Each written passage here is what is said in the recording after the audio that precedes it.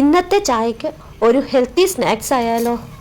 ഇത് സാധാരണക്കാർക്ക് അധികം പരിചയമില്ലാത്ത ഒരു ഐറ്റമാണ്. ഒരു പക്ഷേ പുതിയ തലമുറയ്ക്ക് ഇത് മനസ്സിലാകുമായിരിക്കും.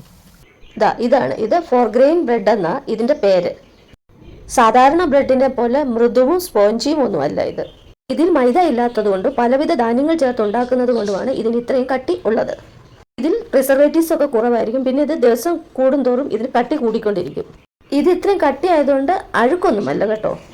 അഴുക്കാകുമ്പോൾ ഇതിൽ കറുത്ത പാടുകൾ വരും, പിന്നെ ചെറിയൊരു സ്മെല്ലും ഉണ്ടാവും. അപ്പോഴാണ് ഇത് അഴുക്കാവുന്നതെന്ന് മനസ്സിലാക്കേണ്ടത്. വെള്ളവും ഇവിടെ പറഞ്ഞിരിക്കുന്ന ചേരുവകളെല്ലാം ഉപയോഗിച്ച കട്ടകളൊന്നുമില്ലാതെ ഇത് നമുക്ക് നന്നായി കുഴച്ചെടുക്കാം.